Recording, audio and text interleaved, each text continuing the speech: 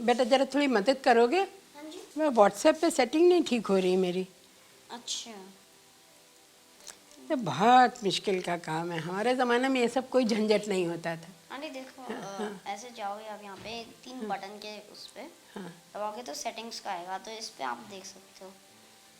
ओहो, तुम लोग इतनी आसानी से कर लेते हो आंटी बस अभी और तुमको सीखना भी नहीं पड़ता, अपने आप कर लेते हो। हाँ, बस किसने सिखाया तुमको? देख के सीख लेता हूँ, बड़े भाई बहनों से। ओहो, मेरे लिए तो बड़ी मुश्किल है। क्या करें भाई, अब बच्चों से ही सीखना पड़ता है। ये ज़माना आ गया है कि छोटे छोटे बच्चों से हेल्प लेनी पड़ती है, सीखना पड़ता है। हमारे ज़माने में तो टीवी भी नहीं था, एक रेडियो हुआ करता था, उस पर पापा न्यूज़ सुन लेते थे, तो फिर हम लोग विविध भारती सुनते थे। सब कुछ मतलब अब न घड़ी की ज़रूरत होती है न किसी चीज़ की, everything is available on the phone itself. हमारे ज़माने में तो जब तक क्लास अटेंड नहीं करो, हम लोग कार्बन लगा के नोट्स कॉपी करते थे। अगर क्लास मिस होता था एक फ्रेंड का, तो दूसरा फ्रेंड कॉपी में कार्बन लगा के, तब तो ये फोटो कॉपियर वगैरह भी नहीं होते थे, देयर वाज नथिंग। शैतानी में 2-4 बच्चे क्लास से गायब रहते थे, तो बाद में कौन नोट उतारेगा, कॉपी के अंदर कार्बन लगता था हम लोगों का। I was born in Allahabad 1947 में, पार्टीशन के टाइम में। हमारे फादर तब कराची में पोस्टेड थे, वॉज वर्किंग विद टाटाज में। तो वो पार्टीशन के टाइम में हम लोग वहाँ से शिफ्ट हुई थी family. I am youngest in the family, हम लोग 8 भाई बहन हैं। My mother was totally uneducated. हमारे पेरेंट्स और मतलब हमारे से पहली वाली जनरेशन में पढ़ाई नहीं थी, स्पेशली लेडीज़ के लिए तो नहीं थी। हमारे ज़माने में पढ़ाई की ज़रूरत समझ में आने लगी थी, लोग पढ़ाई करना है, but they were not all that focused. भाई बच्चे को स्कूल में डाल दिया, किसी भी स्कूल में डाल दिया, कुछ भी पढ़ रहा है वो, उस तरह से पढ़ाई हो जाती थी। लड़कियों के लिए बीएड बहुत कॉमन था, इतने ऑप्शंस नहीं थे क्या पढ़ना है। तो हमारे यहाँ मतलब बहुत कॉमन था, सब प्राइवेट। एक आगरा यूनिवर्सिटी होती थी, वहाँ से प्राइवेट एमए होता था, और हर आदमी ना घर बैठे एमए हो जाता था। पता नहीं कैसे लोग पास होते थे ना, आई ऑल्सो वंडर कि क्या था। और उसमें भी ना फैशन ये था कि इंग्लिश एमए करते हो तो कहते थे अंग्रेजी में एमए है, तो दे ऑलवेज यूज्ड टू से कि हमने अंग्रेज़ी में एमए किया है, और एक सिंपल सेंटेंस इंग्लिश का नहीं बोल सकते थे। This was very common. तो एजुकेशन थी, पर उसका कोई लेवल नहीं था। तो लोगों को यही था कि पढ़ी लिखी है लड़की, शादी में आसानी हो जाएगी, वो सब हो जाएगा। तो भाई एमए किया, और फिर एमए भी अंग्रेज़ी में, तो फिर तो कहने ही क्या है। पर इतना स्ट्रेस नहीं था, जो भी पढ़ लिया, जितना पढ़ लिया उतना काफ़ी है। मतलब वो कॉम्पिटिटिव जो स्पिरिट आज के ज़माने में है वो नहीं थी। फादर को यही नहीं पता होता था कौन सा बच्चा किस क्लास में है क्या कर रहा है, कैसे जाना है, किसका एडमिशन कराना है। और हम तो सबसे छोटे थे, तो बड़े भाई बहन ही हमको ना कहीं भी एडमिट करा दो, कुछ भी करा दो। दे यूज्ड टू सी कि मैं क्या पढ़ रही हूँ।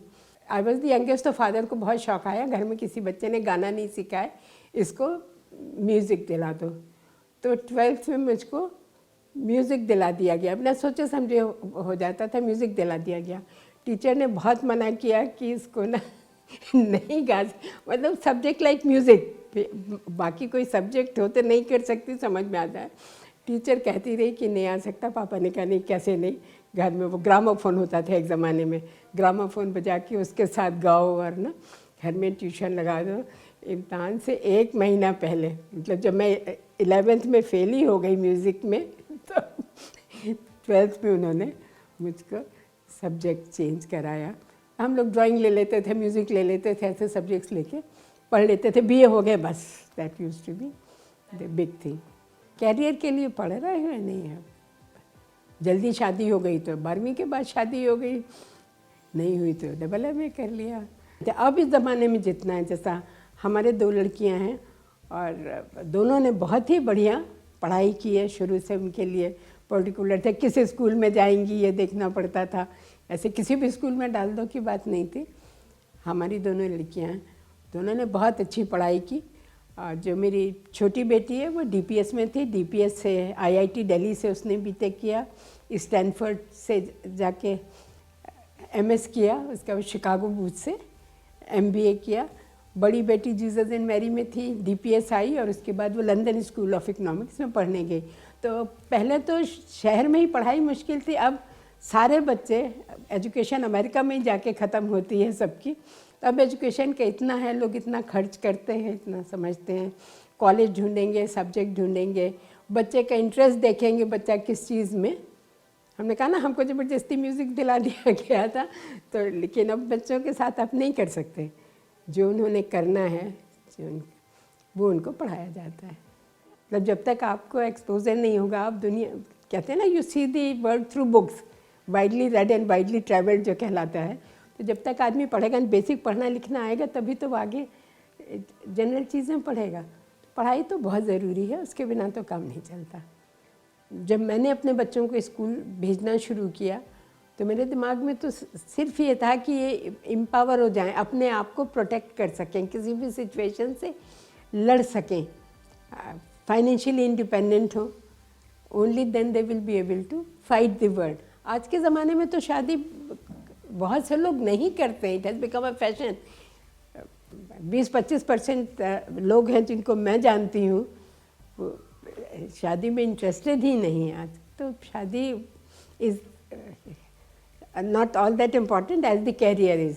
पहले कैरियर बन जाए, अपनी लाइफ अपनी तरह वो देख लें क्या करना है, फिर जो उनको सूट करेगा तो शादी करें। जो हम इतना वुमेन एम्पावरमेंट की बात करते हैं, तो एम्पावरमेंट कहाँ से आएगा जब तक एजुकेशन नहीं होगी, फाइनेंशियली आप इंडिपेंडेंट नहीं होंगे, तब तक तो एम्पावरमेंट नहीं हो सकता है ना।